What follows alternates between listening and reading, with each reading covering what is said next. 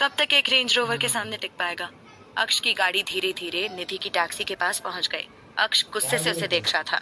निधि की सांसें अटक रही थी। कुछ देर बाद आखिरकार निधि का कॉलेज आ गया। ड्राइवर ने टैक्सी रोकी। निधि झट से नीचे उतर गई और उसे पैसे देकर तेज रफ्तार से कॉलेज के अंदर भागने लगी। कॉलेज के गेट के सामने रेंज रोवर आकर रुकी। अक्ष ने निधि को भागते हुए अपनी खिड़की से देखा। उसने गुस्से से अपनी मुट्ठी कस ली और उसे भागते हुए देखने लगा। निधि अंदर गई। उसने अंदर जाकर चैन की सांस ली। आज तो वो बच गई और जाकर सीधा अपनी क्लास में बैठ गई। कॉलेज के बाहर विराट की गाड़ी आकर रुकी। बेला झट से उससे बाहर निकली और उसने देखा वहाँ कोई नहीं था।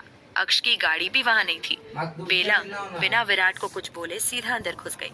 विराट उसे जाते हुए देख रहा था, पर अब वो क्या करे। ये लड़की कुछ समझती ही नहीं है। बेला अंदर चली गई और सीधा अपनी क्लास में जाती है। उसने देखा निधि शांति से वहीं पर बैठी थी।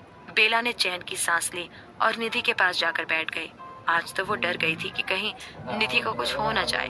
बेला को देखकर निधि भावुक हो गई और उसका हाथ पकड़कर बैठ गई। बेला ने पूछा, तू ठीक तो है ना? निधि ने कहा, हाँ यार, टाइम से कॉलेज पहुंच गई वरना उनके हाथ लग जाती। बेला ने कहा, वो बाहर है ही नहीं, मैंने देखा वहाँ कोई नहीं था। निधि ने कहा, चले गए होंगे शायद, मुझे क्या मतलब, मैं तो बच गई, यही काफी है। बेला ने कहा, हाँ वो तो सही है, चल अब बस पढ़ाई पर ध्यान देते हैं। कुछ देर बाद दोनों की क्लास शुरू हो गई और दोनों पढ़ाई में ध्यान देने लगी। कॉलेज के बाहर एक दिन शांति थी। अचानक से कॉलेज के गेट के आगे एक रेंज रोवर आकर रुकी। बहुत सारे गार्ड्स गाड़ी के चारों तरफ खड़े हो गए। एक गार्ड ने गाड़ी का गेट खोला तो उसमें से एक खूंखार आदमी और उतना ही बेरहम इंसान बाहर निकला। एएसआर गाड़ी से बाहर निकलकर कॉलेज को अजीब नजरों से घूरने लगा। उसके चेहरे पर बहुत खतरनाक मुस्कान आ गई और वो कॉलेज की तरफ बढ़ने लगा।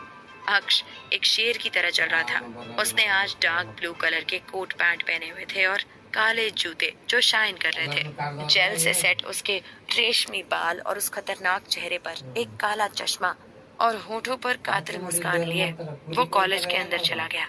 उसके पीछे पीछे उसके गार्ड्स चलने लगे। क्लास में निधि और बेला आराम से टीचर की बातें सुन रही थी और पढ़ाई कर रही थी। सब कुछ शांत था। तभी अचानक से उनके क्लासरूम के गेट के पास कुछ गार्ड्स आ गए और खड़े हो गए। सभी स्टूडेंट्स और टीचर्स उस तरफ देखने लगे। उन गार्ड्स को देखकर निधि का दिल धक धक कर रहा था। कहीं ये वही तो नहीं जिससे वो डर रही थी। उसने अपनी आंखें बंद कर दी। सब लोग गेट की तरफ देखने लगे।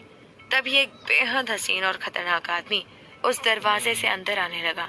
उसको देखकर सब चौंक गए और एक्साइटेड होकर देखने लगे। सबको वो फंक्शन याद आ गया जब अक्ष ने निधि पर गुस्सा किया था और उसके साथ एकदम टशन वाला डांस किया था। सब लोग अभी भी उसके गुस्से को याद करके डर रहे थे। सबको जानना था कि अब ये यहाँ क्यों आए हैं। क्या फिर से निधि ने कुछ कर दिया? अक्ष क्लासरूम में आया और स्टेज पर खड़ा हो गया। उसको देखकर टीचर ने अपना सर झुका दिया और स्टेज से नीचे उतर गया। अक्ष ने पूरी क्लास को अजीब नजरों से घूरा और वहाँ पर रखी चेयर पर बैठ गया। उसे देखकर बेला की हालत खराब हो रही थी। उसने निधि की तरफ देखा जो आंख बंद किए बैठी थी। अक्ष चेयर पर बैठा हुआ पूरी क्लास को घूर रहा था। उसने अभी तक जानबूझकर निधि के सामने नहीं देखा था, जबकि उसे पता है कि निधि ठीक उसके सामने तीसरी लाइन में बैठी है। अक्ष ने अपनी टांग पर टांग रख दी और कातिल निगाहों से पूरी क्लास को देखने लगा। उसने निधि को देखा जो आंखें बंद किए नीचे सर झुकाकर बैठी थी। अक्ष ने बहुत अजीब और जुनूनी नजरों से निधि को देखा तो तब लोग निधि की तरफ देखने लगे। अक्ष को गुस्सा आया। सबकी हिम्मत कैसे हुई निधि की तरफ देखने की। अक्ष ने सामने पड़ी टेबल पर जोर से हाथ मारा। अब लोग डर गए और अक्ष की तरफ देखने लगे। निधि बस नीचे देखे जा रही थी। वो कांप रही थी। ऊपर देखने की उसकी हिम्मत नहीं थी। अक्ष ने अब फिर से निधि की तरफ जुनून से देखा और बोला, आपकी क्लास में स्टूडेंट्स जमीन को देखते हुए पढ़ाई करते हैं क्या? अक्ष की बात का मतलब कोई नहीं समझा, पर निधि सब समझ रही थी। उसने फिर भी ऊपर नहीं देखा। उसे देखकर अक्ष नशे से उसे देखने लगा। अक्ष ने टेबल पर रखी पेन को उठाया और उसे अपनी उंगलियों के बीच चलाते हुए निधि को देखकर कहा, तुझे क्या लगा इतना आसान होगा मुझसे दूर जाना? जब कह चुका हूँ तेरी रूह तक का पीछा नहीं छोड़ूंगा तो तू दूर कैसे हो पाएगी? सबको कुछ समझ नहीं आया। मिस्टर राजपूत क्या बोल रहे हैं? उनके कहने का मतलब क्या है? सब लोग हैरानी से अक्ष को ही देख रहे थे। अक्ष बस अपनी मलिका को देख रहा था। निधि उसकी हर बात का मतलब समझ रही थी पर खामोशी से नीचे देख रही थी। अक्ष ने पेन को टेबल पर रखा और बोला, मुझे गुस्सा दिलाना खुद को तूफान में डालने के बराबर है। मलिका, कह रहा हूँ मेरे हवाले हो जाओ वरना अंजाम बहुत डरावना होगा। निधि ने अपनी ड्रेस को कसकर पकड़ लिया और आहें भरने लगी। अक्ष उसकी हालत पर मुस्कुरा रहा था। सभी स्टूडेंट्स कुछ समझ नहीं पा रहे थे। सबको बस निधि पर शक हो रहा था। एकदम से सबके कानों में एक भारी आवाज सुनाई दी, miss Nidhi Rawat, look at me. सब लोग डर गए और निधि की तरफ देखने लगे, जो खुद डरी हुई थी। अक्ष के बोलने के बाद भी निधि नीचे देखती रही। अक्ष को गुस्सा आ रहा था। उसने टेबल पर और जोर से मुक्का मारा और बोला, मेरी धमकी खाली कागज नहीं है बल्कि एक पूरा किताब है जिसमें लिखा एक एक शब्द सच है। निधि और बेला चुपचाप बैठी रही। अक्ष अपनी सीट से खड़ा हुआ और पीछे की तरफ जाने लगा। उसके जूतों की आवाज पूरे क्लासरूम में गूंज रही थी। जैसे जैसे अक्ष पीछे आ रहा था, निधि और बेला घबरा रही थी। अक्ष पीछे आया और थर्ड लाइन के पास खड़ा हो गया। उसने निधि की तरफ देखा और उसकी बाजू को पकड़कर उसे खड़ा कर दिया। सब लोग उसे देखकर हैरान हो गए। बेला घबराने लगी। निधि खुद डर गई थी। अक्ष ने उसकी बाजू को पकड़ लिया और उसको वहां से ले जाने लगा। बेला ने निधि का दूसरा हाथ पकड़ लिया तो अक्ष ने गुस्से से अपनी मुट्ठी भींच ली और निधि ने बेला से अपना हाथ छुड़ा लिया। अक्ष उसे लेकर क्लास से बाहर निकल गया। वो उसे लेकर चल रहा था और उनके पीछे पीछे गार्ड्स चल रहे थे। अक्ष उसे बिल्डिंग के पीछे ले गया जहाँ गार्डन था और उसे एक पेड़ से सटा दिया और खुद उसके ऊपर चढ़ गया। निधि ने अपनी आंखें बंद कर रखी थी। अक्ष उसके एकदम पास आया और उसकी कमर में अपने हाथ को डाल दिए और उसे खींचा तो निधि का हाथ उसके कंधे पर आ गया।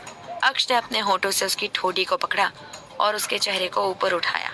निधि को एक अलग सा एहसास हुआ जो बुरा नहीं था पर रोंगटे खड़े कर देने वाला था। अक्ष उसके खूबसूरत चेहरे को देखकर बोला, दूर जाना नहीं बल्कि पास आना है, इतना कि दोनों को सांस लेने की भी फुर्सत ना मिले। इस कदर एक होना है कि फिर कभी दो हिस्से ना हो। निधि की आंखों से आंसू निकल गया और उसने आंखें बंद कर ली। अक्ष ने उसके गालों को अपने गालों से रगड़ते हुए कहा, आज जो हरकत की है ना बहुत बेहूदी थी। आज आखिरी बार जाने दे रहा हूँ, पर आगे से ऐसा कुछ भी किया ना तो तुम होगी और मैं आसपास एक इंसान नहीं भटकने दूंगा और फिर जो होगा उसकी जिम्मेदारी सिर्फ तुम्हारी। इतना कहकर अक्ष उससे दूर हुआ और वहां से चला गया। उसके जाने के बाद निधि उसको पानी से भीगी हुई आंखों से देख रही थी। उसने अपने आंसू पोंछे और वहां से चली गई। वो सीधा अपने क्लासरूम में गई। उसको आता देखकर सब लोग कानाफूसी करने लगे पर निधि को कोई फर्क नहीं पड़ा। वो चुपचाप अपनी सीट पर आकर बैठ गई। बुक खोलकर रीड करने लगी। बेला ने उसके हाथ पर हाथ रखा और पढ़ाई करने लगी। उन दोनों का पूरा दिन यूं ही बीत गया। कॉलेज में सब लोग निधि को अजीब नजरों से देखते पर उसे कोई फर्क नहीं पड़ता। कुछ देर बाद उनकी छुट्टी हो गई। दोनों चुपचाप कॉलेज से बाहर आई और गेट पर खड़ी हो गई।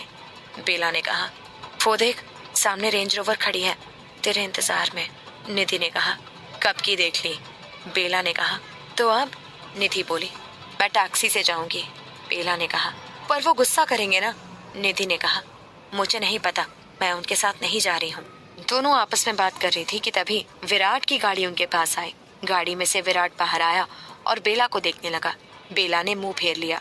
विराट ने पूछा, मिर्ची मेरे साथ चलो, कुछ बात करनी है। बेला ने कोई जवाब नहीं दिया। विराट को गुस्सा आ गया। उसने उसका हाथ पकड़ लिया और बोला, बहुत तकलीफ हो रही है, प्लीज मुझसे बात करो, तड़प रहा हूँ मैं। बेला ने अपना हाथ छुड़ा लिया और वहां से जाने लगी तो निधि ने उसका हाथ पकड़ लिया और बोली, बस हो गया, अब तो उनसे बात कर। बेला ने कहा, मुझे नहीं बात करनी किसी से।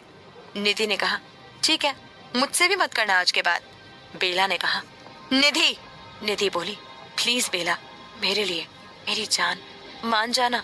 बेला ने कहा, पर। निधि बोली, पर को छोड़ और उसके साथ जा। बेला शांत खड़ी निधि को देख रही थी। तभी विराट आगे आया और बेला का हाथ पकड़कर उसे अपने साथ अपनी गाड़ी में बैठाकर ले गया। बेला के जाने के बाद निधि खामोशी से सामने खड़े रेंज रोवर को देखने लगी। काले कांच होने की वजह से अंदर का कुछ दिख नहीं रहा था। निधि ने मुंह फेर लिया और टैक्सी का वेट करने लगी। कुछ देर बाद एक टैक्सी निधि के आगे आकर रुकी। निधि झट से उस टैक्सी के पास गई और गेट नॉक किया। ड्राइवर ने कांच खोला। उसको देखकर निधि बोली, एक्सक्यूज मी, क्या आप मुझे छोड़ देंगे? ड्राइवर ने हाँ में चेहरा हिला दिया और निधि झट से पीछे बैठ गई। उस ड्राइवर का चेहरा नहीं दिख रहा था क्योंकि उसने कैप पहनी हुई थी और चेहरे पर मास्क पहना हुआ था। निधि ने अपना एड्रेस बताया और गाड़ी स्टार्ट हो गई। निधि ने पीछे मुड़कर रेंज रोवर को देखा और चैन की सांस ली। टैक्सी आगे बढ़ रही थी। आगे बैठा आदमी रह रहकर कांच में से निधि को देख रहा था, जो सीट पर सर टिकाकर आराम से बैठी थी और बाहर देख रही थी। उस आदमी की नशीली आंखें निधि को घूरे जा रही थी। निधि शांति से बैठी थी और अक्ष के बारे में सोच रही थी। अचानक उसकी नजर बाहर गई।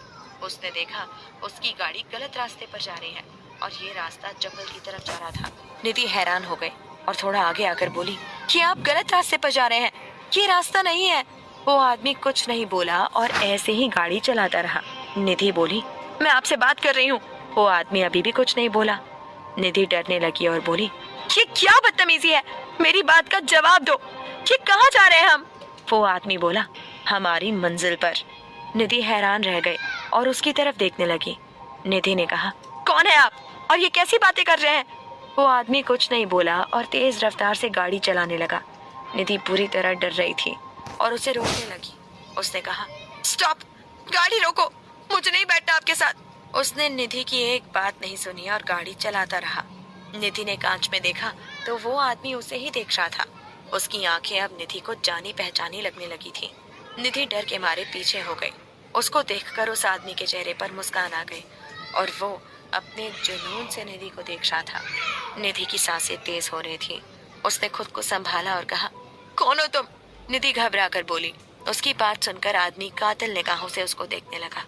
उसने गाड़ी रोक दी, अपने कैप को उतारा और मास्क को उतारकर साइड में रख दिया और पीछे मुड़कर निधि को दीवानों की तरह देखने लगा। उस आदमी का चेहरा देखकर निधि पूरी तरह से डर गई। उसने झट से गाड़ी का गेट खोलना चाहा, पर उस आदमी ने सारे गेट ऑटोमेटिक लॉक कर दिए। निधि बुरी तरह से कांपने लगी। वो कातिल तरह से मुस्कुरा रहा था और अपना सर सीट से टिकाकर बैठ गया। निधि घबराते हुए गेट खोलने की कोशिश कर रही थी, पर सब कुछ वेस्ट था।